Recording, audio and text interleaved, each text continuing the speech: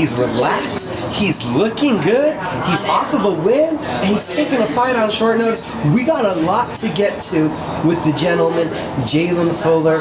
First off, sir, congratulations on the win. Thank you. Oh my gosh. So let's go back. Let's take a look at how that played out. Just Gage Saunders submission victory. How much of a feather in the cap was that for you? I feel very proud that I got that submission because I feel like after the fight with Bruno, everyone and their mom was like, get him down. He's probably got nothing for you there. And I was like, no, Bruno was just bigger and slightly better at me than jiu-jitsu. You can't do that to me. You won't do that to me. And when he tried, I said, okay, let's dance. You want to go with me down here? We'll go. At the beginning of the end for Gage Saunders, it was a flying knee, it was a left head kick. Were you surprised he was able to sustain that damage? I thought you landed at least that knee flush.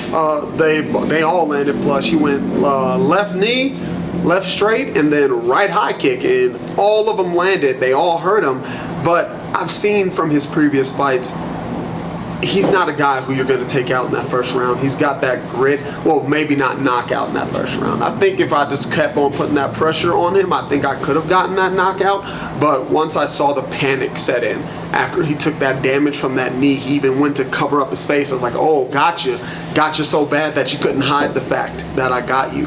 So cracked him again in the same spot, threw the left high kick right on up there, and then the rest was history after that.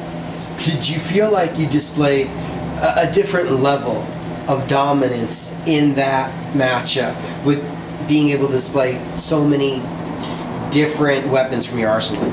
Yeah, I do feel like that fight showed that I'm a step ahead of the regional level, like the highest parts of the regional level. Gage was ranked #1 in his state, and he was pretty high ranked on Tapology overall in the country. And I just kind of showed, hey, that's cool and all, but I'm much higher than that, and I'm gonna show it, and it's gonna show when you're in there with me. Do you think you gave away too much that night? Showed too much that you are dangerous, well-versed on the ground? I mean, we saw a couple of transitions. I thought the triangle was going to get the job done before you even had to get to the back. I don't think I showed too much. That was just a couple of rudimentary basic transitions in jiu-jitsu. The triangle was deep, but he like took a swipe at me while he was in the triangle, and I was like, how dare you? I'm gonna turn this into a mounted triangle and rain bows down on you. It's kind of yeah, it was in. I just chose to do damage instead. How'd it feel to get back in the win column, to get a lot of just the filth off of you from the loss to Bruno? It felt spectacular to get back in the win column. Felt good to show everyone, 170 is my class, and if you're so happy to be here, then it's going to be a rough night for you, because 170 is my territory now.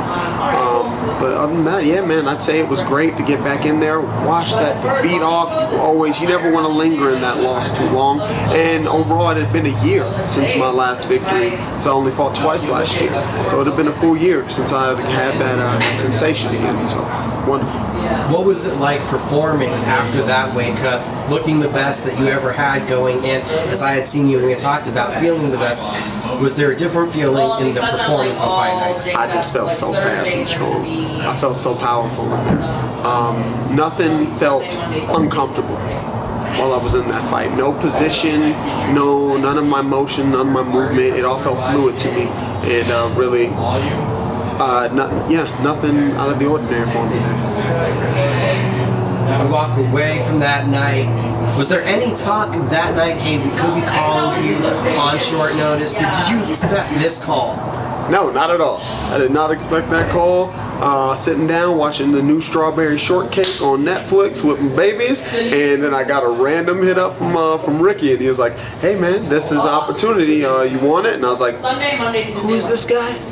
Oh, he was at the event, he didn't fight. I was like, yeah, I'll fight him. And then Ricky was like, maybe watch some tape first, before you just say yes. Love that you're gonna just say yes, but watch him first. Went back, watched the tape with Frank, my head coach, and Daniel Cartouchian.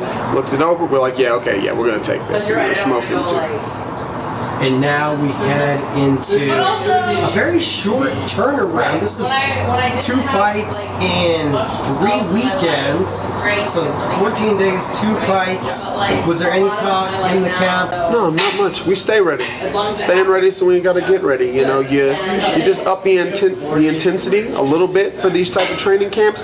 But coming fresh off of a camp where I took no damage, I'm still not past that peaking point in my training. It makes perfect sense for me to take this fight right now. I don't want to say I'm relieved, but I'm a little bit relieved that you came in so low as I saw you did before fight week. So it's not like there's a giant cut. It's not like there was a lot of water weight retention. No, there's so little. I've only got 3 pounds to go right now to get back down before we take off on Wednesday. And in the cage against Gage, I was only like 81, 82, maybe. And then we just found out about this one. I was like blissfully in the middle of a Wendy's Frosty and Baconator, like, you know, a little combination there. But I was like, all right, I'll throw it all down. Let's get back to work. That's all it was. Oh, you didn't finish it? I did not finish it. I did that Frosty. Man, I'd have Baconator and probably went outside and ran a mile. Like, I'm finishing it, but I'll be back. I'll be back. Daddy's got to go pay for this now. What did you like looking at the film, looking at the opponent? I'm going to try to say this name correctly. Myktybek Orolbay. What did you like when you watched the tape that gave you confidence in this matchup? Myktybek's posture. That was the best thing that I saw. For me, anyway. The way he lines up and positions his body is going to play heavily to my favor. Posture, hand placement, everything he does with his guard, the way he puts the weight on his lead leg, it all plays such a heavy factor, especially for my style of fighting. These are things that are kind of underlooked, like undervalued in MMA, studying those aspects of these guys, but I do heavily, and I think that it's really gonna play into my favor, my length, my range, that tight guard that I'm just gonna be splitting all night with jabs, straights, teeps, whatever I want, until I get him to make that little slight flinch movement that he loves to make as soon as he sees the left hands coming, and he's going to go right into that left high kick, maybe even a scissors kick, put a little flair on the night. I feel like he's just going to try to back you up, and he wants to get the double underhooks, try to look for that body lock, and hope that you give up your back. He's going to hope for all those things, but none of them will happen. None of those things will happen. He'll try to back me up, and he'll get beamed right in the jaw when he tries. If he's able to get me even near the cage, he'll run into the same issue Gage did the second he got me near the cage. If you want to come to me in that zone, you're going to go through a wood chipper, and I'm going to slice you up. He saw you last week. He saw your performance. He got to size you up in person, still taking the fight. Think there's some arrogance in that? I don't think so. I expect that type of confidence. You know, if you're gotten to this point of your career and you don't think you can beat everyone who comes in front of you, then you got an even bigger problem when it comes to fight night. I also think that maybe his hands can be a little bit tied. You know, he's been inactive. He needs a fight. He wants this fight. So I think, in all honesty, it wouldn't have mattered who it was. I think he would have took it all the same.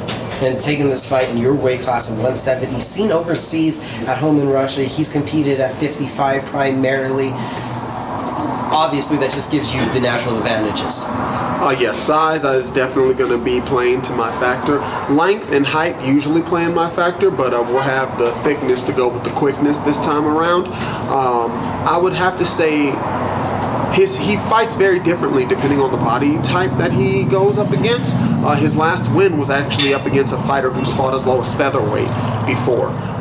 So for those types, he tries to march his way down. When it's someone more his size, it's more of an in-the-middle game. I haven't gotten to see what he does with someone much bigger. I'll have to really be prepared for that lightweight speed, though. I'm not too sure how his body is going to feel up at welterweight. I have to assume it'll be at its best. I would like to look at all of his first round finishes and you get excited. Maybe you question the caliber of competition those came against, but do you have to assume he's going to come out hard early? I would assume so. I mean, a lot of us first round finishers, myself included, kind of come out the gate blazing right out the gate. So I would have to say he's going to come out there and try to take that center and begin to put his will on me. I'm not interested in his will. I'm simply interested in breaking his body so he can keep on coming as close to me as he wants, and I'm going to keep on chipping away. The records that you guys each possess, do you feel like this should be a title fight? 100%. I asked for that LFA title fight. I think it should be a title fight. Both of us are 6-1. Coming off of fairly good competition, I would say. I mean, ever since my third fight, all my opponents have been unbeaten or more than twice my professional experience. And for him, he's got quite a number of good wins under his belt himself. So I think that this would have been a perfect fight to make for the welterweight championship. Did you get the promise that the next one will be for the title fight? I didn't get any promises. Didn't even ask. I'm not that type. I'm not going to ask. I put it out there. They know that I want it. I won't continue to beg. They see the skill set and the energy that I bring.